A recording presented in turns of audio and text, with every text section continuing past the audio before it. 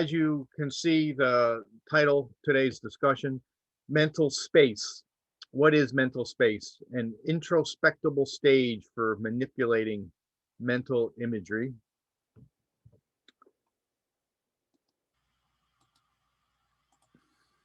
So this slide I have shown before, and I keep forgetting to change what it says, FOCI. All right. So this is something I have mentioned before, and that's just an abbreviation for features of conscious interiority. And as I've done before, I just want to preface my remarks with how important it is to understand what James meant by consciousness, or I prefer conscious interiority. And one way to do that is to break it down into different aspects or features. And James, in his book, he listed about half a dozen features of consciousness.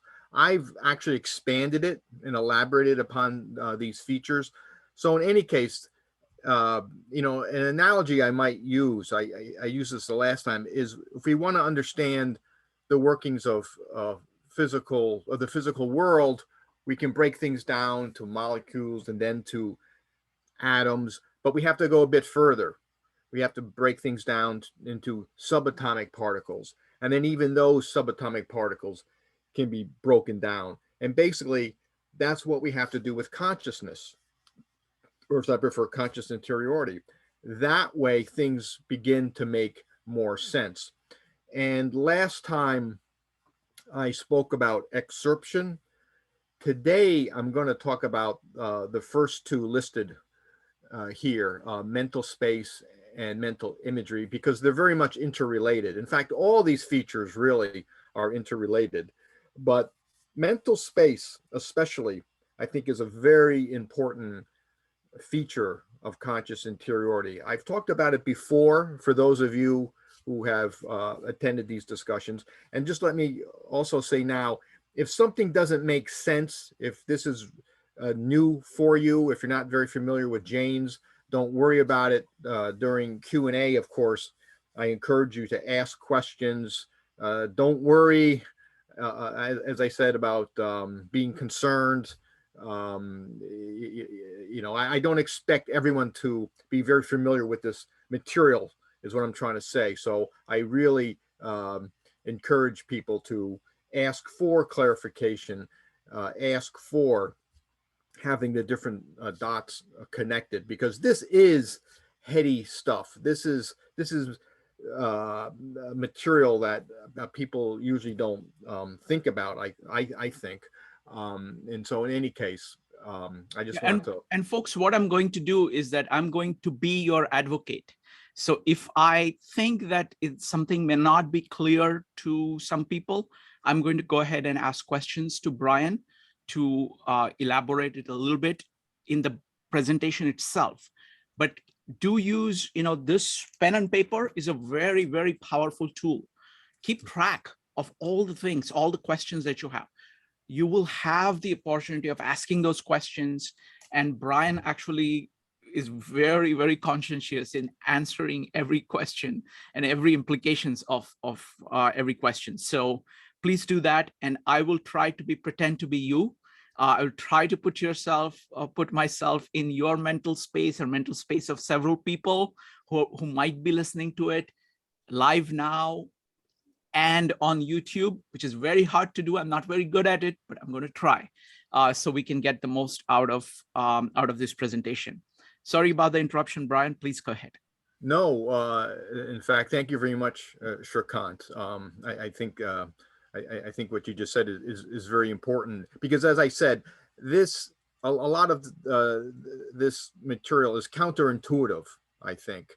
But in any case, if you look at this list, some of these features, I've talked a bit about them in the past, but I have not gone into great detail, and I'm planning on going into more detail on these features in the future.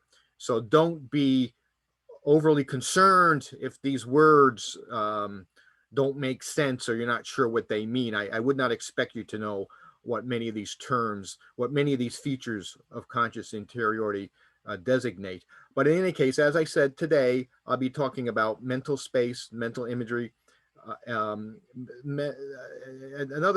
Another way to describe mental imagery is introception. And I'll talk later on what I mean by introception, but I just want to mention that word now.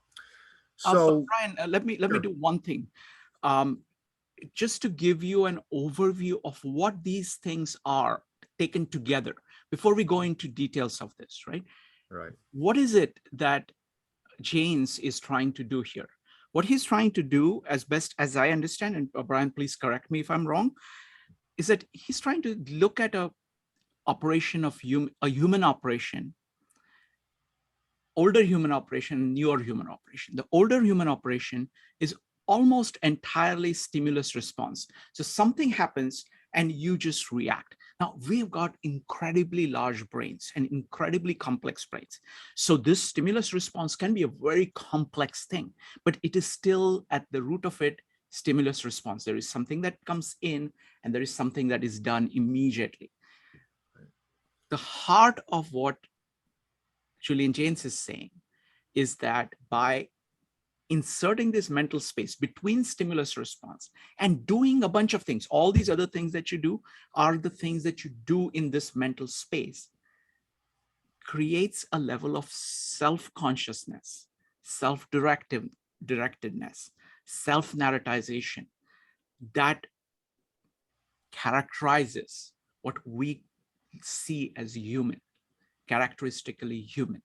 And so all of these put together, that is the impact, moving from our biological heritage to a new cultural heritage where us being able to see what is going on in our mental space, simulate things, see what is going on, guess what is going on in other people's mental space, and use that in our life, which is what characterizes the human culture as opposed to our biological heritage. And that's what I think is the kind of overall significance of all of these put together. What do you think, Brian? Yes, that's a very concise description. And so, what I would say is, for those of you who are familiar with James, you'll know that his argument was that about 3,000 years ago, people were not conscious; they were preconscious, and therefore they lacked these features of conscious interiority. And when they had to make a decision, or when they were confronted with some novelty in the environment, they would have to rely on the hallucinated voices of what they took to be ancestors, gods, and spirits.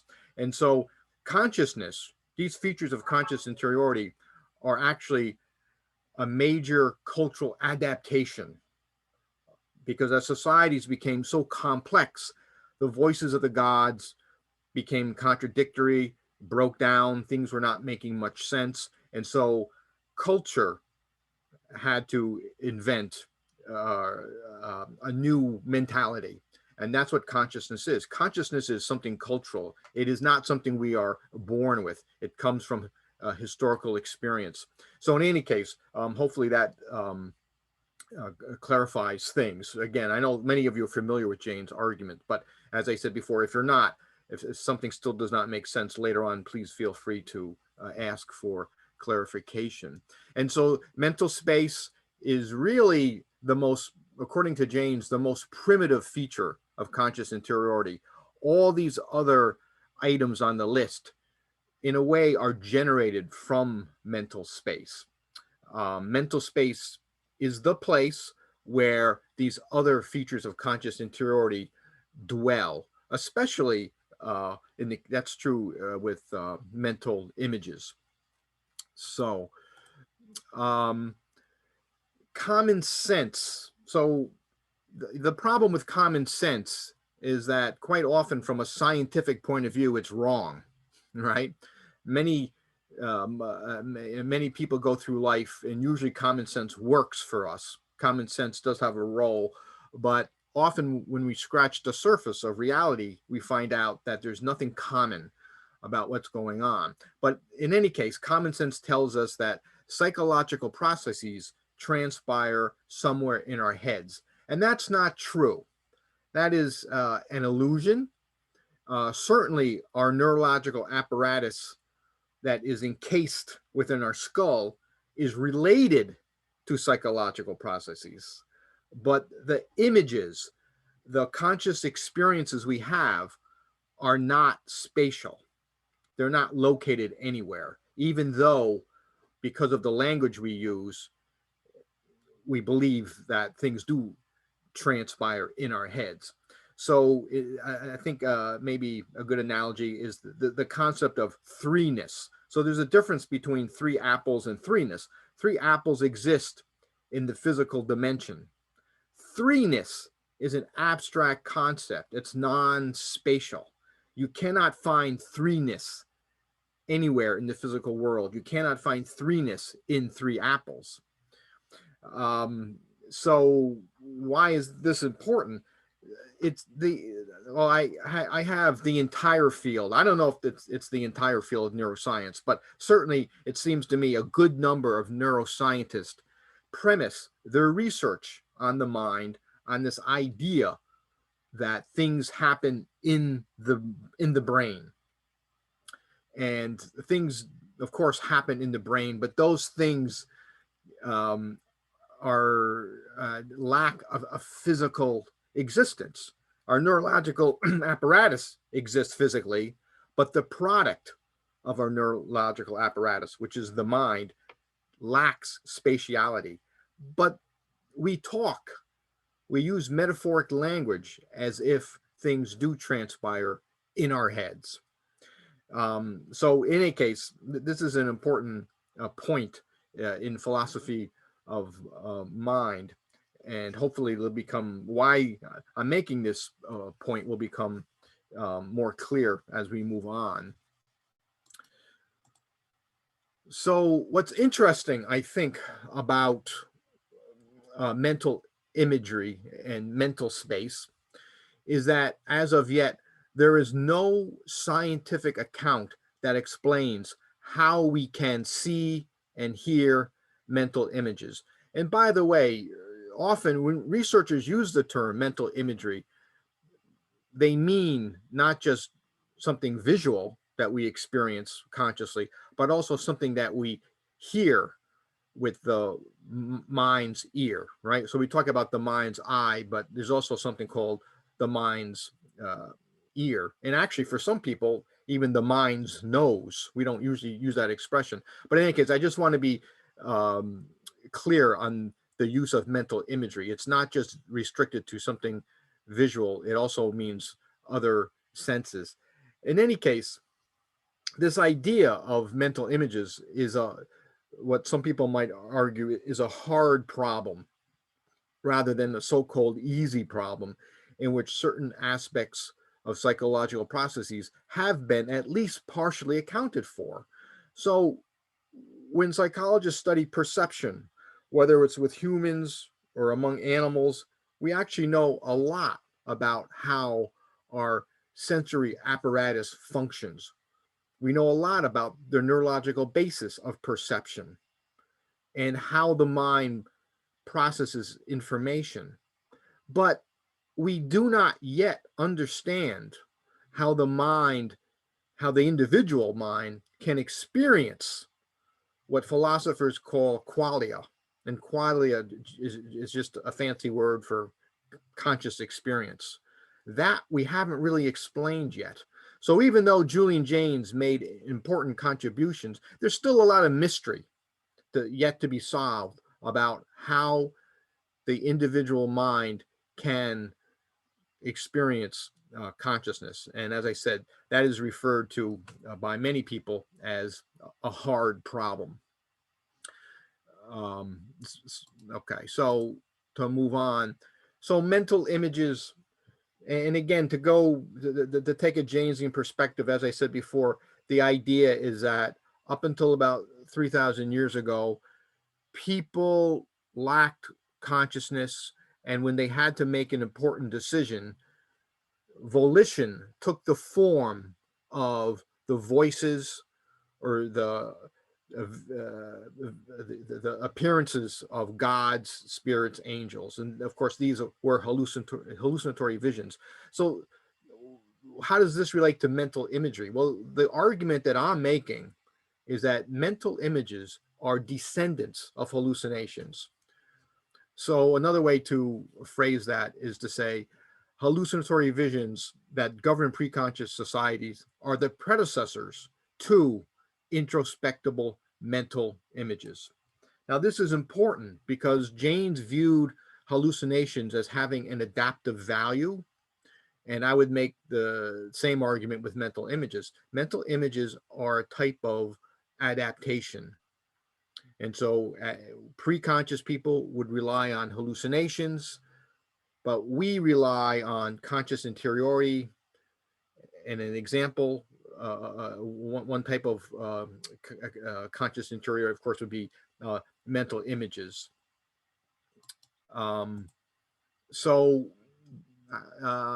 there is a difference, of course, between hallucinations and mental images, even though they're very much related. I mean, for one thing, mental images are very vivid. Excuse me, they're not that vivid.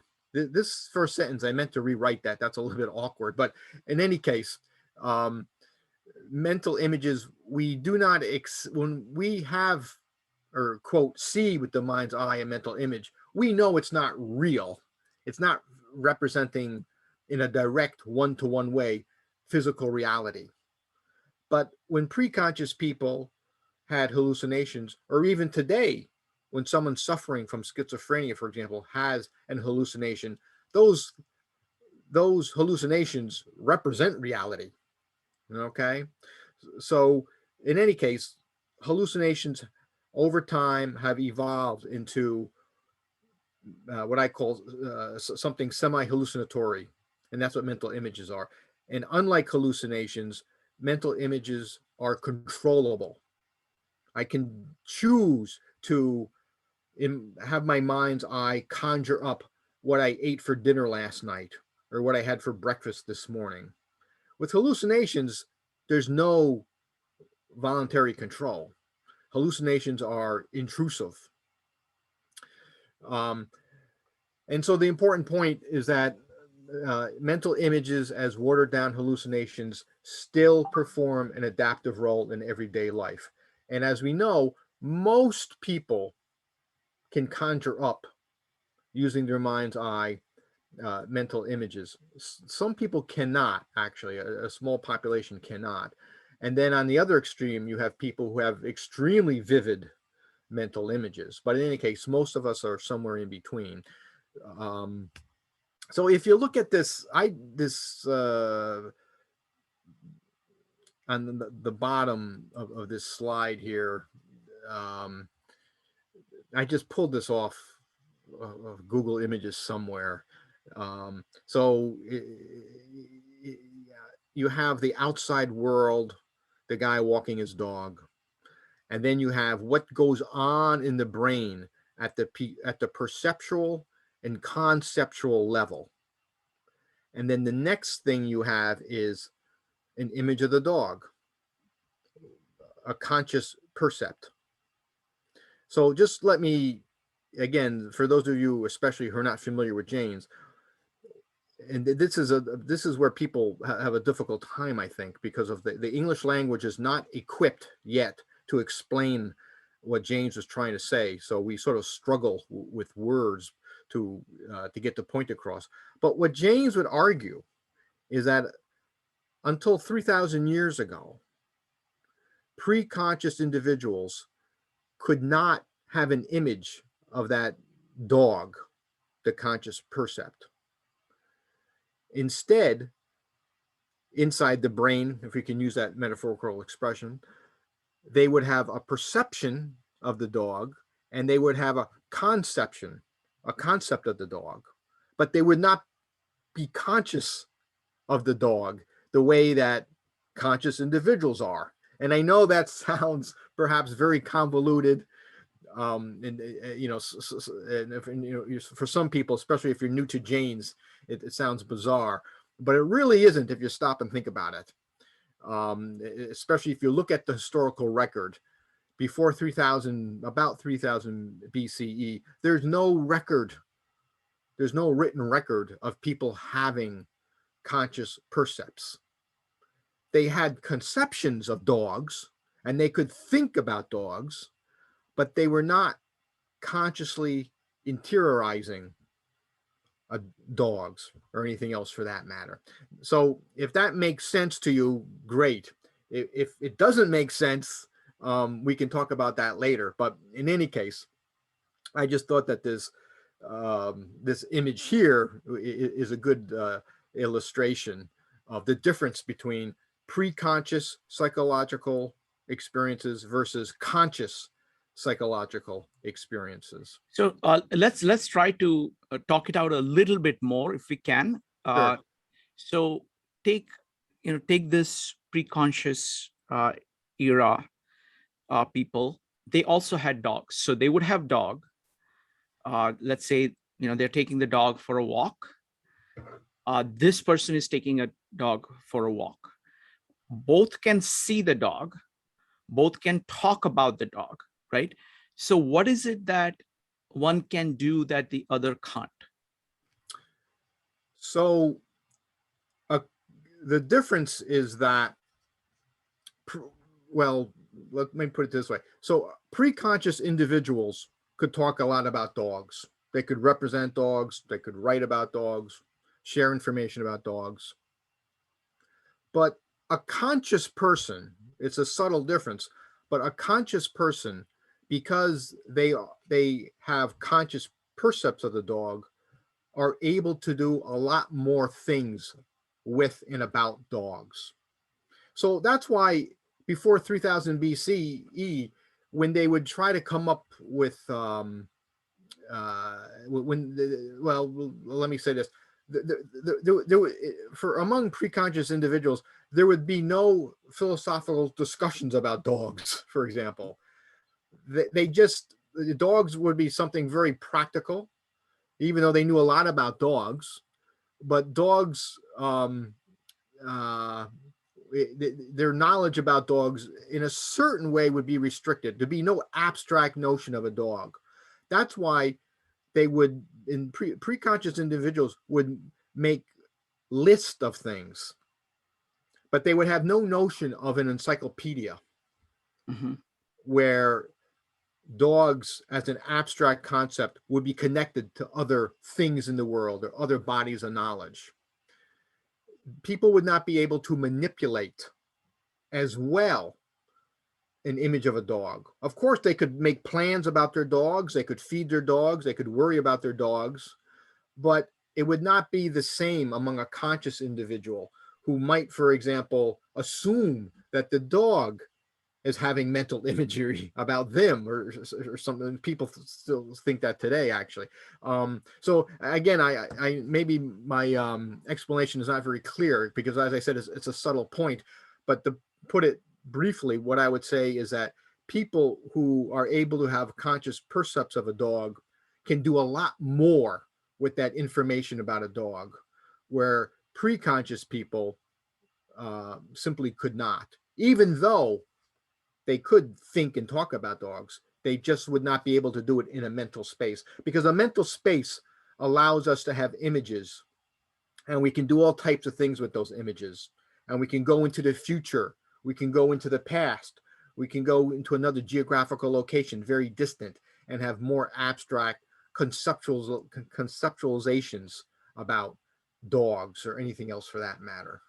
Got it. So basically what you're saying is that with consciousness and self-consciousness, our ability to do things with these mental images goes up dramatically. Yes. We are able to project things into the future. We are able to combine things.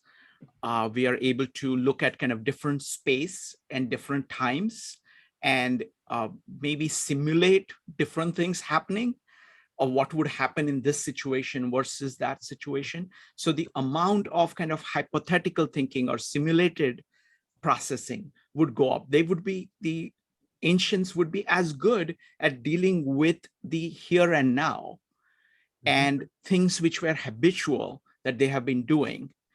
But in terms of kind of positing different possibilities, the self-conscious mind would have a very significant edge. Yes, yes. And so the key word you use there is hypothetical. Mhm. So it's not that preconscious people could not think or plan about their dogs, but a conscious person just has a lot more hypotheticality about a dog. Got it. And their cognition speeds up. Mhm. It's sort of like the difference between in a computer with older software and the same computer, the same brain with new and upgraded software. That Mhm. software is going to be able to do more things. It's going to be able to move information faster Got it. and more rapid pace. Thank you. Okay, good. Yes. So, yeah, thank you. For asking that. I mean, like I said, these are difficult ideas, but it forces me to try and articulate more clearly what I'm trying to get across.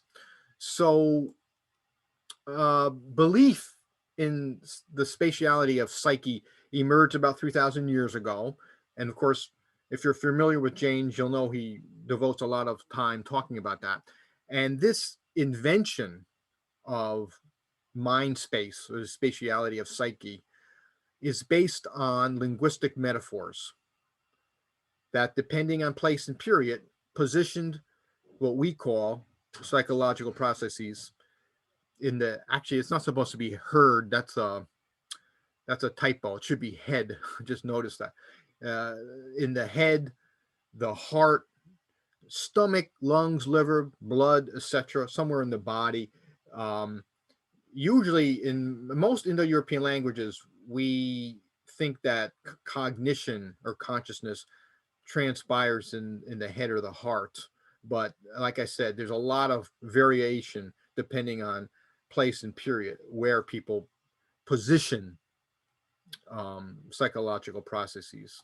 And so there's a there's a lot of variation. There's a lot of arbitrariness concerned about where people position what we call the mind. Okay. Um, and again, and unless you really go back and look at the language of preconscious people, a lot of this won't make sense. But you actually have to look at the words that they used. And what becomes striking is that there's very little evidence that before approximately 3000 BCE, people were experiencing conscious qualia the way that we do today. But the point I'm making is you have to look at the historical record. That's the great failing of mainstream research psychology. They do not take historical change into account. I mean, unless you're an evolutionary psychologist going back hundreds of thousands, millions of years, perhaps. But psychologists, the problem with psychologists when they try to understand consciousness, they don't go back into recent history. When I say recent history, I'm talking 3,000, 5,000, 10,000 years ago, and look for changes. And that's why a lot of this discussion does not make sense, I think, to many mainstream psychologists. That's a fascinating observation. It looks like there is a no man's land because evolutionary psychologists are actually very good at dealing with things on an evolutionary scale, Right. but they do not look at things at a cultural, impact, psychological impact of cultural evolution, cultural adaptations, which is what James is talking about. So evolutionary psychologists don't do that because it is too recent, and the modern psychologists, they don't do that because it is too far into the past. So Right. the no man's land. Exactly. So, um, and the way universities, the way the disciplines and departments are set up, and a lot of assumptions we make about the human condition are just replicated and passed down to students and to grad students. And it takes someone unusual like James to question all this and to look at things from a very different angle. And that's why James is, to me, so refreshing. I mean, he may be wrong. He may be wrong on certain details, but I think in general, he has given us a very different way to look at changes in the human psyche. Okay.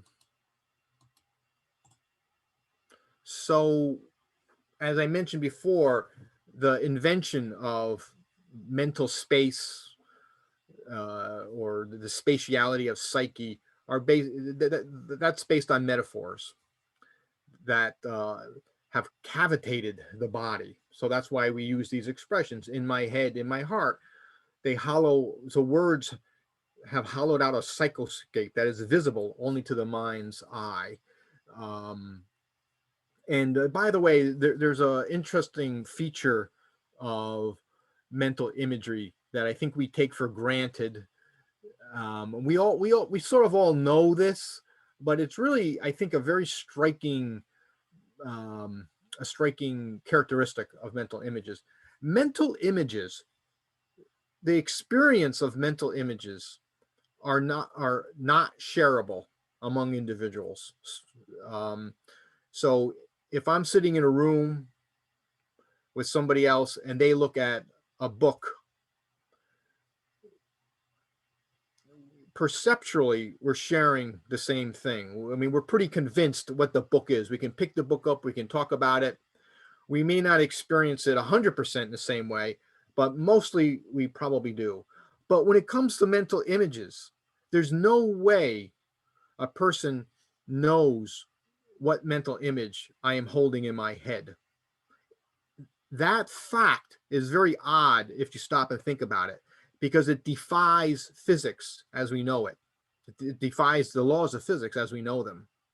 I mean, that's just my opinion. And I think, again, it's one of these things people don't take the time to think about because a lot of these issues seem so commonsensical.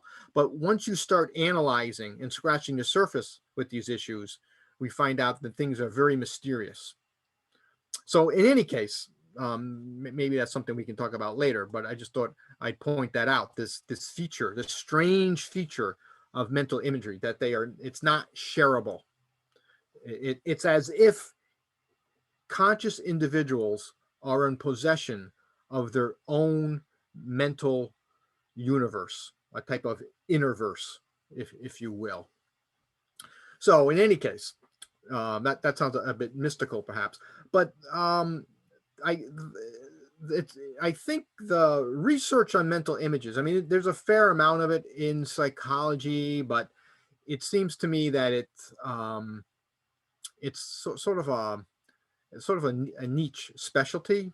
That's just my impression. I mean, for a while there was this big debate. It's still going on.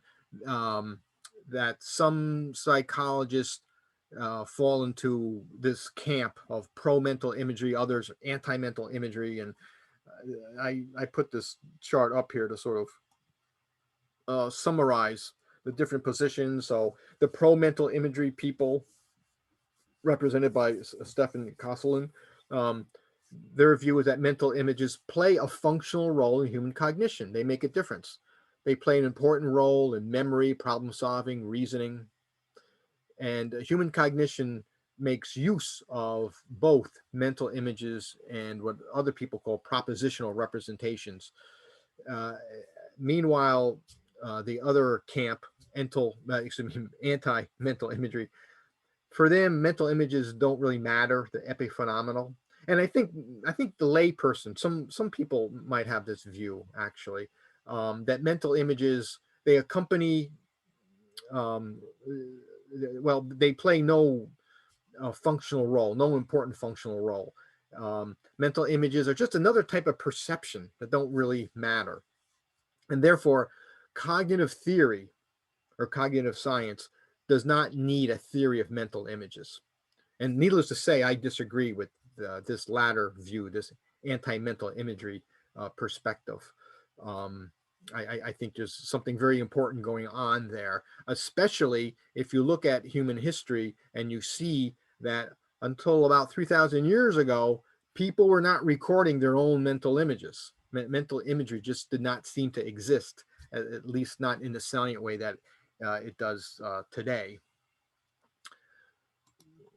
So Brian, this point is so fascinating. I hope to kind of pick up on it at some point, because this is the issue of kind of right brain versus left brain, of the visual capacity, the role of the Hmm. visual and ability to manipulate the visual and its role in mental functioning, and how it is tied to our verbal kind of sequential processing, and what is the role of each of these things. So it's just profound point. So we'll pick up on it at some point. Okay, good, right. So, as I said before, spatialization, and what I mean here is the cultural invention of mental space, or for the individual, the linguistic socialization of the belief that we have a mental space, is the cornerstone of our ability to adopt an imaginary, conjectural, subjunctive mentality, or a hypothetical mentality, to imagine things that don't um, exist. So, mental, the ability to introceive, not perceive, not conceive, but to introceive, allows us to dream up all types of things. And of course, this has very important, very serious uh, social consequences, right? So we can plan into the future. We can imagine things that don't yet exist. This, I think, this ability to manipulate mental images has increased the ability of Homo sapiens to technologically advance through the ages. So it should be obvious now that mental space is an adaptation. It's a place to more clearly formulate goals, objectives, to see that dog that we were talking about before from different angles, to do different things with that dog. It affords one a secret simulated stage on which one can rehearse behaviors that require practice or are too risky if carried out in the physical world. So there's all types of advantages to having mental space. So mental space is a place to visualize different selves, different incarnations of ourselves, granting a virtual location for what clinicians call loosening techniques, so that alternative possibilities, fantasy, imagination, mental experimentation with opposite behaviors of what we would usually do become possible. So we can try something new. We can leave our comfort zone without actually having to do it in the physical world, to test it out, as it were. All these things can be formed using mental space and mental images. So, of course, there are many important therapeutic uses of mental imagery. Evoking images on the stage of mental space is a very commonly used technique or intervention among psychotherapists and counselors. It's a staple of many therapeutic interventions. So, for example, um, I just pulled this off the web as an example. Imaginal exposure.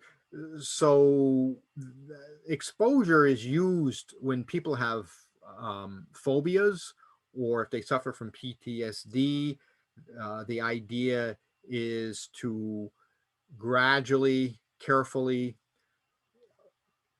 um, confront someone with whatever they're afraid of. So, for example, if someone is afraid of snakes or spiders, you might bring your client to a zoo and have them step by step expose themselves, get close to the snake, whatever they're afraid of. If someone suffered a traumatic accident, maybe they're suffering from PTSD, and they associate a street, the very street where the accident occurred, triggers terrible flashbacks. The idea is, when the patient feels up to it, to bring them to that street, to see if they can handle it, have them walk down that street. And that's called in vivo exposure, in life exposure. But there's another type of exposure mentioned here, imaginal exposure. So, for example, maybe you can't go to the zoo to expose your patient to snakes or spiders, or the person lives too far from the place where the accident happened, or maybe they don't feel up to going, but so they can try to confront the feared stimuli mentally or by using consciousness. So that's what imaginal exposure means. So you can see this is where Jaynesian psychotherapeutics comes in. Um, I mean, James did not invent the use of mental imagery. He, in fact, never really talked about it much, but he did talk about mental imagery. And what I'm trying to do is show how understanding Jaynesian consciousness allows us a better, provides us a better appreciation of how the mind can heal itself. So as I said, mental imagery, or sometimes they use the term guided imagery, is used in many systems of psychotherapy for anxiety, stress management, pain management, relaxation, cognitive restructuring. And for those of you who might be interested, there's a place out in California, uh, Academy for Guided Imagery. It's for clinicians and counselors, psychotherapists, and physicians who want to use guided imagery. They actually offer courses, and you can get some sort of credential from them if you want to use these techniques in your practice. So I just point that out to show that there's nothing really abstract what we're talking about here. So I already talked a bit about this imaginal exposure for PTSD patients. So mentally seeing a traumatic event allows the psyche to process painful experiences. Um, and the standard instructions, again, that's not me, that's just something I pulled off the web. It kind of gives you an idea of how you would do it. So you go back in your mind. So the person is in your office. You are not going, for some reason, whatever reason, you cannot do in vivo exposure.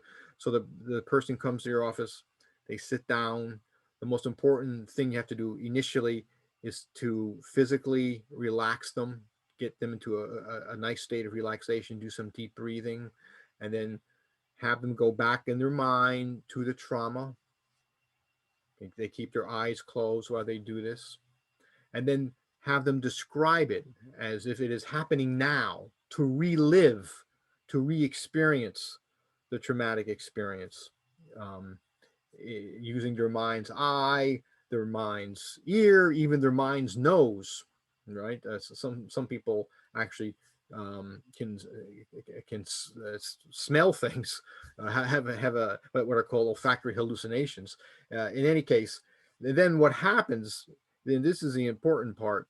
Um, if things go well, it may take several sessions, but then the person starts to have an emotional release, and they start to confront the painful feelings and sentiments that are associated with the traumatic event in their mind. And that's very important, right? So it's not just about dealing with the visuals or the thoughts connected to a traumatic event or some phobia. What's important is changing the emotional response, and that, of course, can take some time. Okay, so this is the last slide here, and so the slide on the right, guided imagery, and how is it connected to the limbic system, and what happens when you relax. And we don't have to go into a discussion about this. The reason why I pulled this up is to show how all this is very much a bodily phenomenon. So when you use guided imagery in a clinical setting, um, the idea is to tap into the resources of the body, to have people physically experience things. So of course we call this, this is related to what we call somatic psychotherapy, relying on the body. So you can see there really is no difference between mind and the body, right? We have that dualism, mind-body dualism has been haunting philosophers. Actually, not that long. It's only been an issue for the past 2,500 years, right? Maybe 2,600 years, mind-body dualism. Before that, right, in the Bronze Age, there was no discussion mind-body dualism. There's no notion of the mind as being separate from the body. But in any case, so the point is that, as you can see, the body plays a big role in the healing of the psyche. And then on this other slide, this other picture here. So talks about guided imagery incorporates all your senses: hearing, smell, sight, touch, taste, a way of viewing ideas, experiences, goals, interpretations, and feelings. So the list is endless on the uses of mental imagery. And I just a moment ago, I gave some examples from clinical situations. But the point I want to make to wrap things up is that we should all be using mental imagery. Mental imagery, whether you've been diagnosed with a mental health issue or not, is irrelevant, right? That's the thing about Jaynesian psychotherapeutics. It's not about a mental illness. It's about mental well-being. So in any case, guided imagery may stimulate changes in bodily functions like heart rate, blood pressure, breathing patterns. May help you tap into inner strengths to find hope, courage, and other qualities that help you cope with your present and future conditions. So again, just to repeat what I said, I want to end here emphasizing that this is not just about clinical issues. Mental imagery is something that we learn from language when we're very young, and mental imagery, like anything else that we learn, can be cultivated. It can be improved. And I think we're just sort of tapping the surface on how we can use mental imagery to help not just our psyche, but also our physical health. So I'll end there. Um, Wonderful. Thank you. Thank you very much, Brian. Folks, it's time for Q&A. So go ahead and type exclamation mark if you would like to ask a question. Even if you have put a question before, just go ahead and put an exclamation mark and I'll call upon you, or you can raise your hand in Zoom. The rules, rule number 2 is keep on topic. Rule number 3 is be brief. And rule number 4, feel free to disagree with anybody on anything and do so courteously. So we're going to start with, let's see, Elena had a question. And then I think Rob had a question. So let's start with Elena, followed by Rob. Elena. Hi, Brian. Nice to have you here again.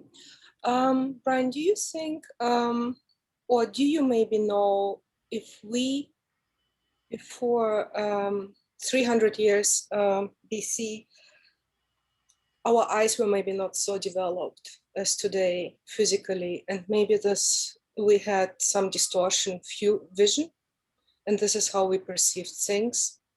Was there, do you know anything about it? And this is how we see things and perceive them, because our eyes maybe were, I know that babies perceive in the first couple months differently than full developed eyes. Mm-hmm. So you said 300 BCE. So, at that time, people would be conscious, of course. People became conscious in most places around 1000 BCE. So, but your question about have our eyes changed? I can't really answer. I don't think so. I've never heard anything about that. But what might be related to what you're talking about is perspective. So there's a lot written on perspective in art, and the idea, usually you hear that sometime in the 1400s, Italian artists in the Renaissance started to use perspective and started to, in order to make their paintings represent reality in a more accurate fashion. And that they actually wrote books about the mathematics of perspective. And so there's a lot of discussion about not so much have our eyes changed, but how has our perception changed and how we perceive things. And so it's a complicated debate, actually. I mean, actually the Greeks apparently did know, the ancient Greeks did know about perspective, and it seems to have been lost for a while in the Western tradition, supposedly, as I said, came back in the Renaissance. So I think maybe a more fruitful line of inquiry, not that I know much about it, but is to ask, how has perspective change? Of course, we know what perspective means, right? This idea of looking at a picture. A picture is portrayed in such a way that it looks like there's depth, right? And how does the lack of perspective in our aesthetic tradition relate to how we visualize things with the mind's eye? I actually don't know. It's a fascinating question. In one of my books, I do devote a few pages to it. I forget exactly what I said, but I think in my book, the Psychohistory of Metaphors, I touch upon this problem of perspective. It's a fascinating question. As I said, I don't, I really shouldn't say too much because I don't know much about it, but I just have an intuitive sense that these things are related. Thank you, Brian. I mean, I would say that, look, the idea of the senses itself and nature of senses has been explored really thoroughly in evolutionary biology, and there is no evidence that, because things like senses, things like all biological features change very slowly. So I don't think there is any evidence at all that the physical nature of the eye itself and the visual capability has changed any. It's a question of everything that has changed in this time frame is essentially cultural. It's kind of a perspective is the category kind of thing it is. It is a cultural invention. So in terms of the biological feature, no. There is very, very little change in the biology. And that's a huge point, because the core argument of Julian Jaynes is that the change in mentality is cultural, not biological. Okay, so that's a huge point. Thank you, Elena. Next up is Rob. And folks, go ahead and type ! If you would like to ask a question. Rob, go ahead. Yeah, okay, thanks. So I had a question, but I think I'd just say a couple of sentences about the eye, how it might have changed. We can look at like ancient corpses, mummies, for example, to take a look at the eyes. We can also look at related animals like monkeys and their eyes. I have to go with, there's no evidence that biologically things have changed, but perception of things have changed. I know that colors are perceived differently and have been perceived differently. I believe in the ancient journals or ancient texts, they talk about things and describe them in colors that we would not currently describe them as. I also know that other cultures currently describe colors differently, like Japan. The green light is not green light in Japan, it's blue, I believe. So interesting things like that. My question, I had a whole bunch of questions. I'll maybe let them drip out as we go along. I think the first one I put out there is there a place for dreams in the theory of mental images? Well, of course, Jaynes would argue, and I would agree, that dreams are a type of consciousness, a type of truncated, distorted consciousness.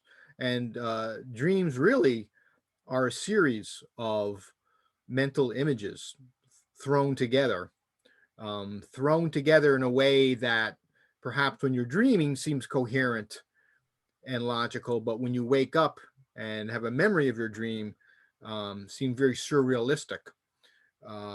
So sort of like a Dali painting. But so yes,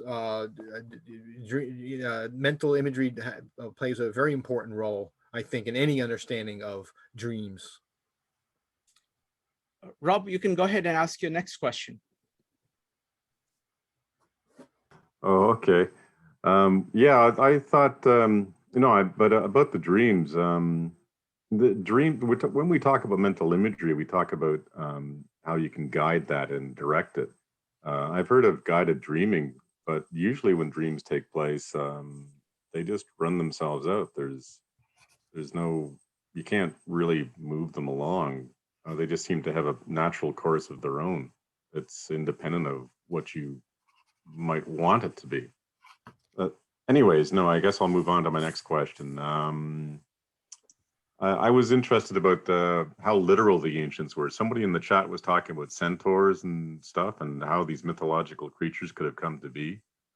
From reading Jane's and others, my impression was that the ancient people were very literal, and I'm not sure if they could even lie.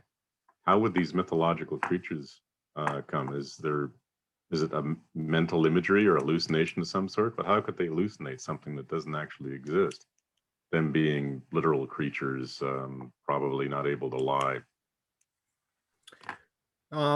Yeah, so actually that's a good question. So there are two issues: this idea about preconscious people not being able to lie, and then the mythical creatures. So with lying, that's sort of a bit complicated. James, in his book, he did write that ancients were incapable of deception.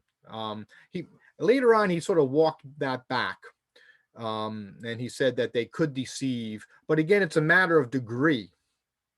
So a person who is conscious is going to be a much better liar, to put it bluntly, than a person who is preconscious. We see primitive forms of deception among primates.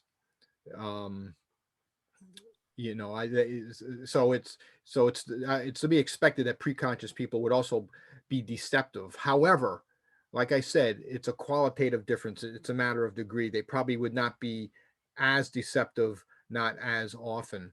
Um, as far So, as Yeah, go so ahead. perhaps like the Trojan horse is not really a lie. It's more of a deception. They didn't actually put that out there as a lie, but I don't know what they said about the Trojan horse when they gave it to the Trojans. Did they just not say that there were a whole bunch of soldiers inside the Trojan horse and hey, here's this nice gift, and let it go at that? Yeah. So maybe someone could correct me. I think what happened is the, um, the Greeks left the Trojan horse on the beach as an offering uh, to the gods, and the Trojans just took it into Troy, and then of course we know what happened, and that's clearly a case of deception, and those probably those warriors were not fully conscious. Maybe there's some debate on exactly when all this occurred and to what degree it represents it's historically true. But in any case, that as I said, that's clearly a case of uh, deception. I'm not sure if that clarifies anything for you, but um, uh, is there something else you'd like to follow up on? Well, yeah, I think they were asking about the other mythological creatures, like how could we have? I mean, I think these mythological creatures date back to the time of pre-consciousness, like the centaurs, the dragons, uh, the gorgon, all those mythological creatures. They are stories passed down to us from the pre-conscious times of multi-millennia BC. How could these people have made these things up if they were so literal? Well, I don't know if you have to. Um, you can still engage in a type of fantasy, even if you're pre-conscious. I mean, these were people who, by all accounts, if you look at the historical record, believed in very fantastic things, not just mythological creatures, but also gods and spirits. Those fall into the same realm as mythological creatures, right? They're supernatural entities, and it was not until maybe among the Greeks, maybe 7th, 8th century BCE, when they started to question the very existence of the gods. Up until that time, everywhere the gods were believed to literally exist. No one doubted their existence. So uh, I don't so it seems to me that it's not it's I think I know what you're saying when you say that they're very literal, but in some ways I would argue they were not literal at all if they believed in steadfastly the existence of an entire supernatural realm that included not just mythological creatures but also ancestors, gods, and other spirits. Thank you. Next up is Elena. Elena, go ahead. I would love to go back to the dog. So let's say if I see a horse instead of a dog, and I see a man on a horse, and my vision is not developed properly enough, so I see one figure. So for me, it would be a horse man, half horse, half man. Wouldn't it a little bit make sense that there was some biological aspect to it? Maybe. I'm still fighting for it. I don't know. Even if you see, if you say mummies and our eyes were preserved, I'm not sure if eye can be preserved because it's a very soft tissue. But over a couple hundreds of years, I mean, bones probably, but eyes, I don't know. Maybe there is some sort of visual biological underdevelopment, you know, that people perceive horses as half humans. I don't know. Okay. Well, I don't know if it's true, but I had a friend of mine who was prescribed glasses, and she talked to somebody who told her if she exercised her eyes every day, she would not need glasses. And so she followed this technique to exercise her eyes, and she did not have to wear glasses. Now, you know, that I don't know how true that is. I don't know if there's much, if there's any, if there's any evidence that people can train their eyes. Probably to some degree we can, but I think usually something like that is not easy to do. Thank you. Thank you. I want to pick up on one theme that kind of came up of kind of pro-mental imagery and anti-mental imagery. That's really very interesting. So how do you think, but forget about that difference. I mean, clearly mental imagery is a very powerful part of our toolkit as human beings. You know, imagination, mental imagery, being able to project things. And at the best, it actually interacts. You know, you are able to talk about your mental imagery. You are able to identify that, and then you can continue to do stuff with your mental imagery. So what do you think is the role of the kind of the right brain? You know, is it right brain and left brain and their proper interaction for the most advanced kind of human functioning? What do you think? How do these two ability of doing mental imagery and ability to speak, to sequentially speak things out, to have precision, how do they interact with one another? Mm-hmm.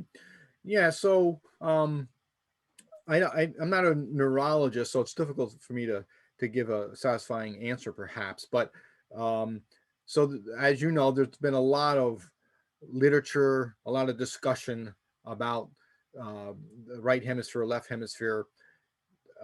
Sometimes, from what I've heard, the differences between the right hemisphere and left hemisphere get exaggerated.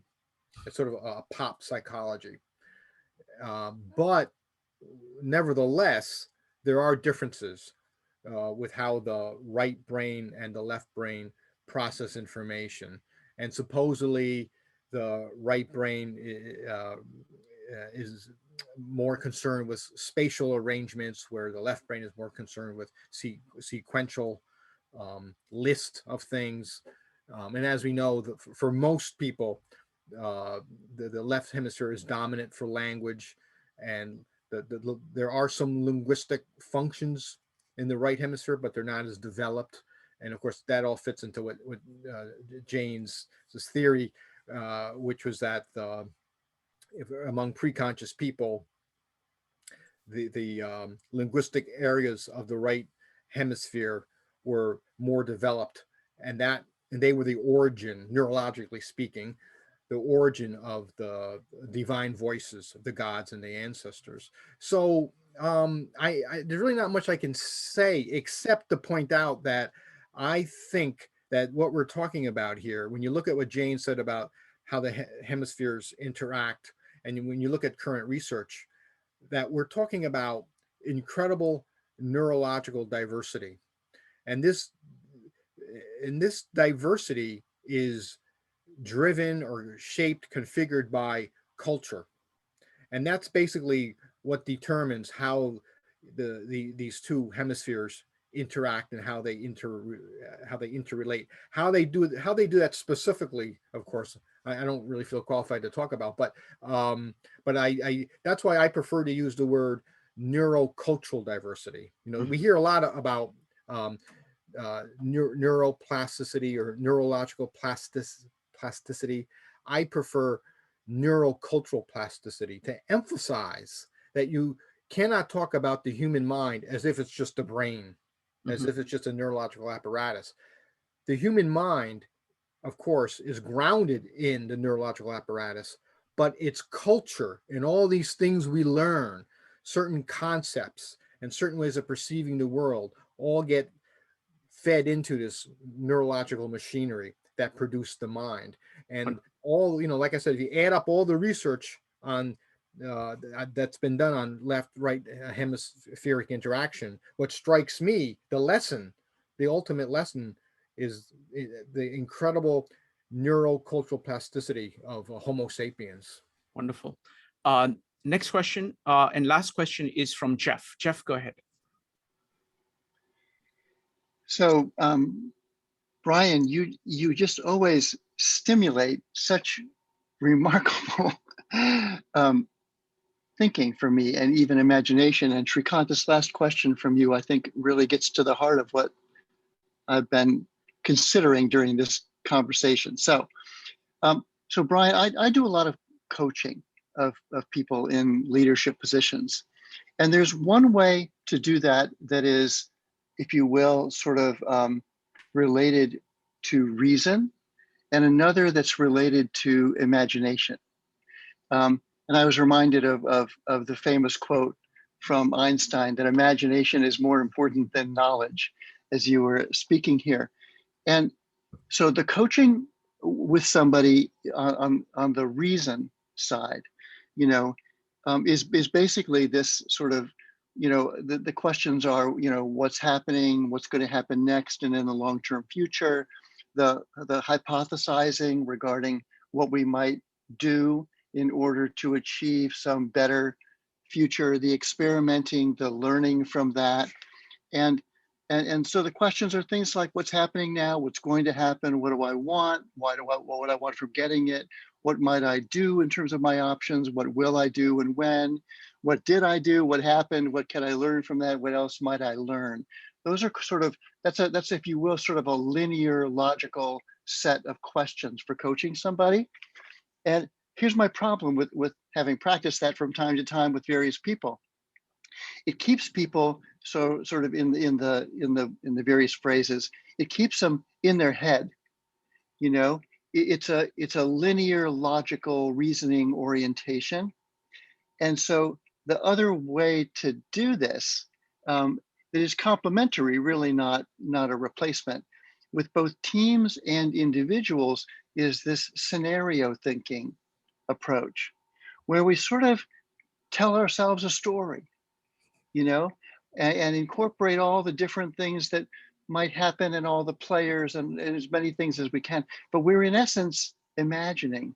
We're creating really images and almost metaphors, and in some cases, just possibilities, as I heard you and Shrikant kind of talking about this. And I have to say that in the method of imagining scenarios, some that might, be positive and some that might be challenging, and letting ourselves feel into those scenarios, and then consider what we think, is most likely to happen and what could we do in order to have it turn out as well as we wish. What it engages is people's feelings as well as their logic. And in the long run, it probably has a greater impact. People are less influenced by logic alone and more influenced by pictures and stories and metaphors, and almost kind of the music and the play, than by simply a reasonable orientation. And there's all kinds of issues going on, in society today where I think this is important, where logic alone is not working.